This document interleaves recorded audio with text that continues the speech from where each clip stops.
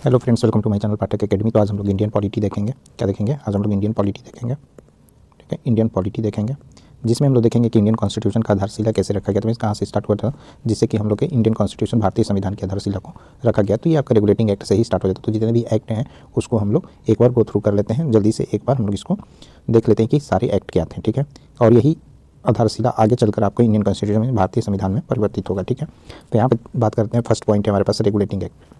क्या है? Regulating act. Regulating act 1773। ठीक है, तो रेगुलेटिंग एक्ट में क्या था? तो फर्स्ट पॉइंट है कि भारत में कंपनी शासन को नियंत्रित करने के लिए पहला महत्वपूर्ण कानून बनाया गया रेगुलेटिंग एक्ट के तहत। दूसरा पॉइंट था कि बंगाल के गवर्नर को गवर्नर जनरल बना दिया गया। तो जो बंगाल के गवर्नर थे वारेन हेस्टिंग्स, उसको क्या बना दिया गया? Governor general. बंगाल के गवर्नर को गवर्नर जनरल बना दिया गया। कौन थे वो? वारेन हेस्टिंग्स थे। कौन से थे? Warren Hastings. ठीक है, सुप्रीम कोर्ट का स्थापना किया गया था 1774 में, कलकत्ता में हुआ था। प्रभाव इसका ये रहा कि प्रशासनिक सुधार का यहाँ पर क्या हुआ? प्रारंभ हुआ। नेक्स्ट स्लाइड पे चलते हैं। अब पिट्स इंडिया एक्ट को देख लेते हैं। ठीक है, तो इसको हम लोग ज़्यादा डिटेल में नहीं देख रहे हैं, ओवरव्यू ले रहे हैं ऊपर। ठीक है, तो पिट्स इंडिया एक्ट क्या है? 1784। तो इसमें हुआ था कि कंपनी के राजनीतिक और वाणिज्यिक कार्यों को अलग कर दिया गया। ठीक है, इसमें क्या किया गया? पॉलिटिकल और कॉमर्स वाले कार्यों को क्या कर दिया गया? अलग कर दिया गया। सेकेंड है आपके पास, भारत में कंपनी की नीतियों पर ब्रिटिश सरकार का नियंत्रण बढ़ा। तो भारत में कंपनी की नीतियों पर क्या बढ़ा? ब्रिटिश सरकार का नियंत्रण बढ़ा। तो जो भारत में कंपनी आई थी ईस्ट इंडिया कंपनी, उसके ऊपर ब्रिटिश सरकार का नियंत्रण बढ़ा दिया गया। थर्ड पॉइंट है कि बोर्ड ऑफ कंट्रोल की स्थापना की गई पिट्स इंडिया एक्ट के तहत, और इसका प्रभाव यह था कि भारत पर ब्रिटिश नियंत्रण मजबूत हुआ। क्या हुआ? भारत पर ब्रिटिश नियंत्रण मजबूत हुआ। नेक्स्ट है चार्टर एक्ट 1813। ठीक है, तो चार्टर एक्ट 1813 के अंतर्गत क्या हुआ कि भारत में ब्रिटिश व्यापारिक एकाधिकार समाप्त कर दिया गया।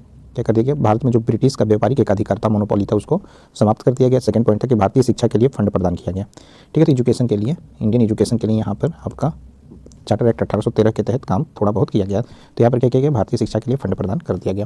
प्रभाव क्या था इसका? कि भारत में ईसाई मिशनरियों का प्रवेश हुआ। तो भारत में क्या हुआ? ईसाई मिशनरी, क्रिश्चियन मिशनरी का क्या हुआ? प्रवेश हुआ, और शिक्षा के क्षेत्र में क्या हुआ? सुधार हुआ। तो ये चार्टर एक्ट 1813 के तहत हुआ। अब पॉइंट नंबर 4 है हमारे पास, चार्टर एक्ट 1833। क्या है? Charter act 1833। इसमें क्या हुआ था? तो इसमें पहला पॉइंट हुआ था कि भारत में गवर्नर जनरल ऑफ बंगाल को गवर्नर जनरल ऑफ इंडिया बना दिया गया। क्या बना दिया गया? गवर्नर जनरल ऑफ इंडिया बना दिया गया। सेकेंड पॉइंट था कि भारतीय प्रशासन के लिए कानून बनाने का अधिकार दिया गया। तो इसमें भारतीय प्रशासन के लिए कानून बनाने का अधिकार दे दिया गया। प्रभाव इसका यह था कि केंद्रीय प्रशासन का क्या हुआ? विकास हुआ। पॉइंट नंबर 5 है हमारे पास, चार्टर एक्ट 1853। ठीक है, तो चार्टर एक्ट 1853 के अंतर्गत ये हुआ कि भारतीय सिविल सेवा ICS की स्थापना हुई भारत में, और इसका प्रभाव था कि भारतीय प्रशासन में नौकरशाही का क्या हो गया? विस्तार हो गया। तो क्या हुआ? चार्टर एक्ट 1853 के तहत भारतीय सिविल सेवा, जिसको ICS बोलते हैं, इंडियन सिविल सर्विसेज की स्थापना की गई। इसका प्रभाव ये हो कि भारतीय प्रशासन में नौकरशाही का क्या हो गया? विकास हो गया। अब चलते हैं नेक्स्ट स्लाइड पर। नेक्स्ट स्लाइड पर है हमारे पास पॉइंट नंबर 6। तो पॉइंट नंबर 6 क्या है कि गवर्नमेंट ऑफ इंडिया एक्ट 1858। क्या है? Government of India act 1858। तो इसके अंतर्गत क्या हुआ? क्या सुधार हुआ? तो 1857 के विद्रोह के बाद लागू किया गया। तो ये 1858 को 1857 के विद्रोह के बाद लागू किया गया, और ये भारत का पहला आंदोलनकारी विद्रोह था। ठीक है, पॉइंट नंबर 2 है कि इसमें कंपनी शासन समाप्त कर दिया गया। मतलब ईस्ट इंडिया का जो कंपनी शासन था उसको समाप्त करके भारत सीधे ब्रिटिश क्राउन के अधीन आ गया। क्या गया? भारत सीधे ब्रिटिश क्राउन के अधीन आ गया। पॉइंट नंबर 3 कि यहाँ पे वायसराय पद की स्थापना हुई। तो पहले वायसराय कौन थे? Lord Canning. कौन थे? Lord Canning. तो यहाँ पे वायसराय पद की स्थापना हुई, और पहले वायसराय आपके लॉर्ड कैनिंग बने। प्रभाव इसका ये हुआ कि भारत में आधुनिक प्रशासन की क्या हो गई? शुरुआत हो गई। ठीक है, तो प्रभाव में क्या हुआ कि भारत में आधुनिक प्रशासन की शुरुआत हो गई। नेक्स्ट है पॉइंट नंबर 7। पॉइंट नंबर 7 है भारतीय परिषद अधिनियम, जिसको इंडियन काउंसिल एक्ट बोलते हैं। ठीक है, इंडियन काउंसिल एक्ट 1861। तो इसके अंतर्गत क्या हुआ? तो भारतीय परिषद अधिनियम 1861 के अंतर्गत ये हुआ कि विधायी परिषदों में भारतीय सदस्यों को शामिल किया गया। किसको शामिल किया गया? विधायी परिषदों में भारतीय सदस्यों को शामिल किया गया। प्रभाव इसका ये हुआ कि भारतीयों को सीमित राजनीतिक अधिकार इसमें मिला। ठीक है, इस भारतीय परिषद अधिनियम 1861 के तहत भारतीयों को सीमित राजनीतिक अधिकार प्राप्त हुआ। पॉइंट नंबर 8 पर चलते हैं। पॉइंट नंबर 8 है कि भारतीय परिषद अधिनियम 1892 बना इसमें। ठीक है, तो भारतीय परिषद अधिनियम इंडियन काउंसिल एक्ट 1892 के तहत क्या क्या सुधार हुए? तो इसमें यह हुआ कि विधायी परिषदों का विस्तार हुआ। ठीक है, क्या हुआ? विधायी परिषदों का विस्तार हुआ। सेकंड पॉइंट है कि भारतीयों को पहली बार अप्रत्यक्ष चुनाव का अधिकार मिला। क्या मिला? भारतीयों को पहली बार अप्रत्यक्ष चुनाव का अधिकार मिला। प्रभाव इसका यह था कि भारतीय राजनीतिक भागीदारी की यहाँ से भारतीयों की शुरुआत हुई। ठीक है, तो प्रभाव भारतीय परिषद अधिनियम 1892 में ये हुआ कि इसमें भारतीय राजनीतिक भागीदारी की यहीं से शुरुआत हुई। ठीक है, अब चलते हैं पॉइंट नंबर 9 पे। पॉइंट नंबर 9 है हमारे पास मार्ले मिंटो सुधार। मार्ले मिंटो सुधार 1909 में हुआ था। ठीक है, मार्ले मिंटो रिफॉर्म 1909 में हुआ था। इसमें क्या किया गया था कि मुस्लिमों के लिए पृथक निर्वाचक मंडल की व्यवस्था कर दी गई थी। क्या कर दिया गया था? मुस्लिमों के लिए पृथक निर्वाचक मंडल की व्यवस्था कर दी गई थी। प्रभाव इसका ये हुआ कि यहाँ पे सांप्रदायिक राजनीति की यहाँ से शुरुआत हुई। ठीक है, तो हम लोग का देश सांप्रदायिक, अगर ब्रिटिश वालों ने क्या कर दिया कि डिवाइड एंड रूल के लिए यहाँ पर सांप्रदायिक राजनीति की क्या कर दिया यहाँ पर शुरुआत कर दिया। ठीक है, तो सांप्रदायिक राजनीति की शुरुआत यहीं से हो गई आपके मार्लिमेंटो सुधार से। तो ये इसको सुधार नाम दिया है, लेकिन ये तो बहुत ज़्यादा विघटनकारी था। ठीक है, भारत के लिए। पॉइंट नंबर 10 है हमारे पास मॉन्टेग्यू चेम्सफोर्ड सुधार। तो मॉन्टेग्यू चेम्सफोर्ड सुधार 1919 में हुआ था। तो इसके क्या प्रभाव थे? तो मॉन्टेग्यू चेम्सफोर्ड सुधार के कुछ विशेषताएं थी। वो विशेषताएं इस प्रकार हैं कि भारतीय सरकार में द्वैध शासन की शुरुआत हुई।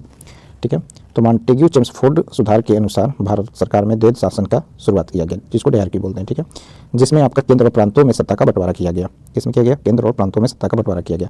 इसका प्रभाव ये हुआ कि भारत में असंतोष और स्वतंत्रता आंदोलन का तेजी से बढ़ना हुआ। तो ये सारी चीज़ें हुई मॉन्टेग्यू चेम्सफोर्ड सुधार में। तो इसमें क्या हुआ कि प्रभाव इसका ये रहा कि भारतीयों में असंतोष फैल गया ज़्यादा और स्वतंत्रता आंदोलन में और तेजी देखने को मिला। पॉइंट नंबर 11 है। पॉइंट नंबर 11 है गवर्नमेंट ऑफ इंडिया एक्ट 1935। ठीक है, तो इसकी क्या विशेषताएं थी या इसके क्या फीचर्स थे? तो गवर्नमेंट ऑफ इंडिया एक्ट 1935 का विशेषता यह था कि भारत में संघीय व्यवस्था की योजना बनी इस एक्ट के तहत और प्रांतीय स्वायत्तता की भी व्यवस्था बनी। प्रभाव इसका ये हुआ कि भारतीय संविधान का आधार बना। तो ये क्या बना? 1935 गवर्नमेंट ऑफ इंडिया आपका भारतीय संविधान का आधार बना। अब चलते हैं नेक्स्ट स्लाइड पे। नेक्स्ट स्लाइड है हमारे पास कैबिनेट मिशन योजना। पॉइंट नंबर 12 है कैबिनेट मिशन योजना। कैबिनेट मिशन योजना 1946 में आया, 1946 में आया। इसके विशेषताएं फीचर्स क्या थे कि भारत को स्वतंत्रता देने की प्रक्रिया को निर्धारित किया गया। तो कैबिनेट मिशन योजना के तहत भारत को स्वतंत्रता देने की प्रक्रिया को क्या कर दिया गया? निर्धारित कर दिया गया। पॉइंट नंबर 2 है हमारे पास कि संविधान सभा की इसके तहत स्थापना हुई। तो कैबिनेट मिशन योजना 1946 के तहत संविधान सभा की क्या हुई? स्थापना हुई। इसका प्रभाव क्या हुआ कि भारतीय संविधान निर्माण का आधार बना। क्या बना? ये कैबिनेट मिशन योजना भारतीय संविधान निर्माण का आधार बना। नेक्स्ट पॉइंट पर चलते हैं। पॉइंट नंबर 13 है। पॉइंट नंबर 13 है हमारे पास कि भारतीय स्वतंत्रता अधिनियम 1947। ठीक है, इंडियन इंडिपेंडेंस एक्ट। तो भारतीय स्वतंत्रता अधिनियम क्या था? 1947। तो ये था आपका इंडियन इंडिपेंडेंस एक्ट। इसके क्या फीचर्स थे? इसके फीचर्स ये थे कि भारत और पाकिस्तान को 2 स्वतंत्र राष्ट्रों में घोषित कर दिया गया। क्या कर दिया गया? भारतीय स्वतंत्रता अधिनियम 1947 के तहत भारत और पाकिस्तान को 2 स्वतंत्र राष्ट्रों में घोषित कर दिया गया। सेकंड पॉइंट है ब्रिटिश शासन का यहाँ पर अंत हो गया। क्या हो गया? ब्रिटिश शासन का अंत हो गया। प्रभाव इसका हुआ कि भारतीय संविधान निर्माण का मार्ग क्या हो गया? प्रशस्त हो गया कि अब भारत का अपना खुद का भारतीय संविधान बनेगा। ठीक है, मीन्स की कॉन्स्टिट्यूशन बनेगा। अब उसके बाद आता है भारतीय संविधान निर्माण। तो 1947 से 1950 के बीच में क्या होता है? हमारे भारतीय संविधान का निर्माण होता है। कैसे कैसे निर्माण होता है तो उसको बात करते हैं। पॉइंट नंबर 1 है कि संविधान सभा का गठन हुआ 1946 में। किसका हुआ? तो भारतीय संविधान का निर्माण 1947 से 1950 के बीच में हुआ, जिसमें पहला पॉइंट था आपका कि संविधान सभा का गठन 1946 में किया गया। और संविधान सभा में कितने सदस्य थे? 389 सदस्य थे। तो संविधान सभा में कितने सदस्य थे? 389 सदस्य थे। और डॉक्टर भीमराव अम्बेडकर संविधान सभा के प्रारूप समिति के अध्यक्ष चुने गए। क्या चुने गए? अध्यक्ष चुने गए। तो डॉक्टर भीमराव अम्बेडकर क्या हुए? आपके संविधान सभा के प्रारूप समिति के अध्यक्ष चुने गए। सेकंड पॉइंट हमारे पास कि संविधान का निर्माण। संविधान का निर्माण कैसे कैसे हुआ? तो संविधान का मसौदा 2 साल 11 महीने 18 दिन में तैयार हुआ। ठीक है, तो संविधान सभा का मसौदा जो है, संविधान का मसौदा वो 2 साल 11 महीने 18 दिन में तैयार हुआ। 26 नवंबर 1949 को संविधान को स्वीकार किया गया। कब किया गया? 26 नवंबर 1949 को संविधान को स्वीकार किया गया और 26 जनवरी 1950 को लागू किया गया। ठीक है, तो 26 नवंबर 1949 को क्या किया गया? स्वीकार किया गया। तो जब भी क्वेश्चन आए कि नवंबर, ठीक है, जब भी क्वेश्चन आए कि भारतीय संविधान को कब स्वीकार किया गया तो 26 जनवरी 1949 बोलेंगे हम लोग। क्या बोलेंगे? 26 नवंबर 1949। कभी भी क्वेश्चन बने आपका कि भारत के संविधान को कब स्वीकार किया गया तो आंसर बनेगा 26 नवंबर 1949। और लागू कब किया गया तो 26 जनवरी 1950। ठीक है, 2 क्वेश्चन बन सकते हैं इससे कि भारतीय संविधान को स्वीकार कब किया गया तो 26 नवंबर 1949 हो जाएगा, और भारतीय संविधान को लागू कब किया गया तो 26 जनवरी 1950 हो जाएगा। अब चलते हैं नेक्स्ट स्लाइड पे। तो संविधान के प्रमुख सिद्धांत क्या थे? तो संविधान के प्रमुख सिद्धांत थे कि देश हमारा लोकतांत्रिक रहेगा, धर्मनिरपेक्ष रहेगा, समाजवाद रहेगा और संघीय ढांचा रहेगा। इसका प्रभाव यह हुआ कि भारतीय आधुनिक प्रशासन और लोकतंत्र की आधारशिला यहाँ से रखी गई। क्या रखी गई? भारतीय आधुनिक प्रशासन और लोकतंत्र की आधारशिला रखी गई। निष्कर्ष क्या निकलता है? ये सारे जितने भी रेगुलेटिंग एक्ट से लेकर कैबिनेट मिशन और आपके संविधान जो भारतीय संविधान बना उसको लेकर क्या निष्कर्ष निकलता है? तो इन सभी अधिनियमों ने भारतीय समाज, प्रशासन और राजनीति को आकार दिया और भारतीय संविधान निर्माण के लिए एक ठोस आधार तैयार किया। भारतीय संविधान इन ऐतिहासिक सुधारों और भारतीय स्वतंत्रता संग्राम के संघर्षों का प्रतीक है। ठीक है, तो यहाँ पे हम लोगों ने कुछ डिटेल में बात जान लिया। अब हम लोग इसके ऊपर बेस्ड टॉप 30 MCQ क्वेश्चन देखेंगे। ठीक है, मल्टीपल चॉइस क्वेश्चन जो कि डिफरेंट एग्जामिनेशन में बहुत बार पूछा हुआ क्वेश्चन है, उसको हम लोग यहाँ पर देखेंगे। ठीक है, तो आपके जितने भी एग्जाम है, आपके UPSC है, स्टेट PCS है और ऑल अदर एग्जाम है जैसे SSC है और भी एग्जाम है, तो उन सभी में इस टॉपिक से पूछे हुए कुछ महत्वपूर्ण क्वेश्चन को हम लोग देखेंगे यहाँ पे। ठीक है, तो इस इतने सारे टॉपिक को हम लोग देख रहे हैं, इसमें टॉप 30 क्वेश्चन देखेंगे हम लोग। क्या देखेंगे? टॉप 30 क्वेश्चन जो कि हर एग्जाम में बार बार रिपीट किया हुआ है। तो फर्स्ट क्वेश्चन है हमारे पास कि निम्नलिखित में से कौन सा अधिनियम भारत में कंपनी शासन को समाप्त करके ब्रिटिश क्राउन के अधीन लाया गया? तो कौन सा लाया गया? तो निम्नलिखित में कौन सा अधिनियम भारत में कंपनी शासन को समाप्त करके ब्रिटिश क्राउन के अंतर्गत लाया गया? तो गवर्नमेंट ऑफ इंडिया एक्ट 1858। तो इसका आंसर भी क्या हो जाएगा? हमारा सही हो जाएगा। ठीक है, गवर्नमेंट ऑफ इंडिया एक्ट 1858। अब चलते हैं नेक्स्ट स्लाइड पे, नेक्स्ट क्वेश्चन देख लेते हैं। तो नेक्स्ट क्वेश्चन है 1857 के विद्रोह का मुख्य कारण क्या था? तो 1857 के विद्रोह का मुख्य कारण आर्थिक शोषण नहीं था, धार्मिक हस्तक्षेप नहीं था, राजनीतिक कारण नहीं था, चर्बी वाले कारतूस का मुद्दा था। तो आंसर डी हो जाएगा। क्या हो जाएगा? आंसर डी हो जाएगा, चर्बी वाले कारतूस का मुद्दा। क्वेश्चन नंबर 3 पर चलते हैं। भारत में पहला गवर्नर जनरल कौन था? तो भारत में पहला governor general Lord Warren Hastings था। क्या था? लॉर्ड वारेन हेस्टिंग्स था। तो ये हम लोगों ने पढ़ा, ठीक है। तो आंसर भी आपका सही हो जाएगा, Lord Warren Hastings. Next slide पर चलते हैं। क्वेश्चन नंबर 4 है कि द्वैध शासन प्रणाली किस अधिनियम के तहत लागू की गई थी? तो द्वैध शासन प्रणाली किस अधिनियम के तहत लागू की गई थी? तो ये आपका मॉन्टेग्यू चेम्सफोर्ड सुधार 1919 के तहत लागू की गई थी। तो द्वैध शासन प्रणाली किस अधिनियम के तहत लागू की गई थी? तो मॉन्टेग्यू चेम्सफोर्ड सुधार 1919 के तहत लागू की गई थी। तो इसका आंसर सी करेक्ट हो जाएगा। क्वेश्चन नंबर 5 पर चलते हैं। पृथक निर्वाचक मंडल की व्यवस्था पहली बार कब की गई थी? तो पृथक निर्वाचक मंडल की व्यवस्था पहली बार मार्ले मिंटो सुधार 1909 के तहत की गई थी। तो ऑप्शन बी क्या हो जाएगा? हमारा करेक्ट हो जाएगा। मार्ले मिंटो सुधार 1909 के तहत पृथक निर्वाचक मंडल की व्यवस्था पहली बार की गई थी। अब चलते हैं क्वेश्चन नंबर 6 में। क्वेश्चन नंबर 6 क्या है? निम्नलिखित में से कौन सा सुधार भारत में सांप्रदायिक राजनीति की शुरुआत के लिए जिम्मेदार है? ठीक है, तो प्रश्न नंबर 6 हमारे पास कि निम्नलिखित में से कौन सा सुधार भारत में सांप्रदायिक राजनीति की शुरुआत के लिए जिम्मेदार है? तो वो है आपका मार्ले मिंटो सुधार। ऑप्शन ए बिल्कुल करेक्ट हो जाएगा। ठीक है, तो निम्नलिखित में से कौन सा सुधार भारत में सांप्रदायिक राजनीति की शुरुआत के लिए जिम्मेदार है? तो मार्ले मिंटो सुधार। ठीक है, इसमें सांप्रदायिक राजनीति की शुरुआत हुई थी जो कि 1909 में हुआ था। साइमन कमीशन का भारत में विरोध क्यों हुआ?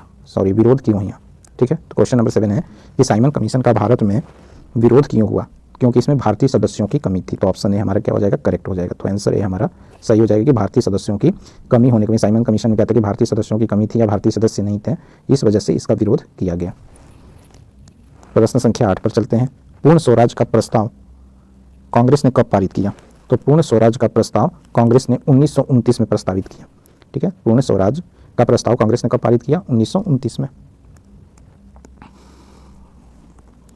अभी क्वेश्चन नंबर 9 हमारे पास कि सविनय अवज्ञा आंदोलन की शुरुआत किस वर्ष हुई थी? तो सविनय अवज्ञा आंदोलन की शुरुआत 1930 में हुई थी। कब हुई थी? 1930 में हुई थी। तो 9th का आंसर क्या हो जाएगा? ऑप्शन बी सही हो जाएगा कि सविनय अवज्ञा आंदोलन की शुरुआत 1930 में हुई थी। क्वेश्चन नंबर 10 पे चलते हैं। गांधी इरविन समझौता किस आंदोलन के संदर्भ में हुआ?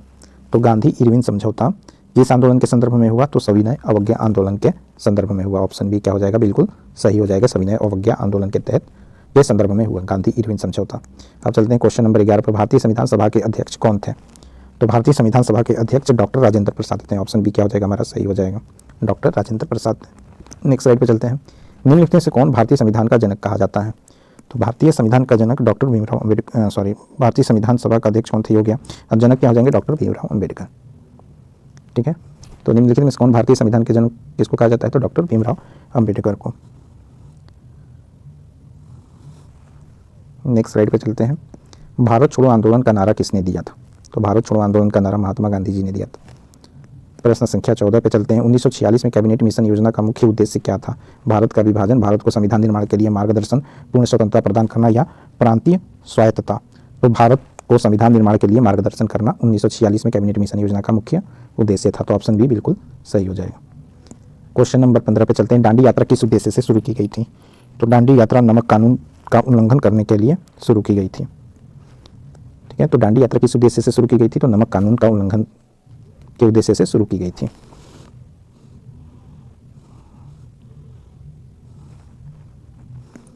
प्रश्न संख्या 16 है कि असहयोग आंदोलन को गांधी जी ने कब वापस लिया? तो असहयोग आंदोलन को गांधी जी ने चौरी चौरा कांड के बाद वापस लिया। ठीक है, तो असहयोग आंदोलन को गांधी जी ने चौरी चौरा कांड के बाद वापस लिया। प्रश्न संख्या 18 पर चलते हैं, 17 पर चलते हैं। खिलाफत आंदोलन किसके समर्थन में था? तुर्की के खलीफा के समर्थन में था। ठीक है, तो खिलाफत आंदोलन किसके समर्थन में था? तुर्की के खलीफा के समर्थन में था। प्रश्न संख्या 18 पर चलते हैं। स्वतंत्रता संग्राम में लाल बाल पाल किसे कहा जाता था? तो लाला लाजपत राय, बाल गंगाधर तिलक और विपिन चंद्र पाल को स्वतंत्रता संग्राम में लाल बाल पाल के नाम से जाना जाता था। प्रश्न संख्या 19 पर चलते हैं। कौन सा अधिनियम भारतीय संविधान का आधार माना जाता है? तो कौन सा अधिनियम भारतीय संविधान का आधार माना जाता है? तो गवर्नमेंट ऑफ इंडिया एक्ट 1935। कौन माना जाता है? Government of India act 1935। प्रश्न संख्या 20 पर चलते हैं। वंदे मातरम गीत किसने लिखा? तो वंदे मातरम गीत बंकिम चंद्र चटर्जी ने लिखा। किसने लिखा? बंकिम चंद्र चटर्जी ने वंदे मातरम गीत लिखा। नेक्स्ट स्लाइड पर चलते हैं। क्वेश्चन नंबर 21 पे स्वराज पार्टी की स्थापना किसने की थी? तो स्वराज पार्टी की स्थापना मोतीलाल नेहरू और चित्तरंजन दास जी ने की थी। किन्होंने किया था? स्वराज पार्टी की स्थापना मोतीलाल नेहरू और चित्तरंजन दास जी ने किया था। नेक्स्ट स्लाइड चलते हैं। क्वेश्चन नंबर 22 पे भारत का विभाजन किस अधिनियम के तहत हुआ? तो भारत का विभाजन भारतीय स्वतंत्रता अधिनियम 1947 के तहत हुआ। क्या हुआ? भारतीय स्वतंत्रता अधिनियम 1947 के तहत भारत का विभाजन हुआ। नेक्स्ट स्लाइड पे चलते हैं। क्वेश्चन नंबर 23 पे कि जालियांवाला बाग हत्याकांड कब हुआ? तो जालियांवाला बाग हत्याकांड 1919 में हुआ, 13 अप्रैल 1919 को हुआ। ठीक है, तो जालियांवाला बाग हत्याकांड कब हुआ? 1919 में हुआ। प्रश्न संख्या 24 पे चलते हैं। भारतीय राष्ट्रीय कांग्रेस के पहले अध्यक्ष कौन थे?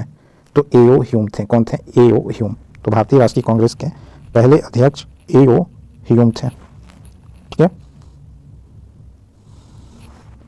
भारतीय राष्ट्रीय कांग्रेस के पहले अध्यक्ष आज़ादी के बाद अगर पूछेगा, पहले तो आपके एओ ह्यूम थे। ठीक है, तो ये कांग्रेस पार्टी के थे, और आज़ादी के बाद अगर बात करेगा तो डब्ल्यू.सी. बनर्जी थे। कौन थे? डब्ल्यू.सी. बनर्जी। कौन थे? डब्ल्यू.सी. बनर्जी इसका करेक्ट आंसर हो जाएगा।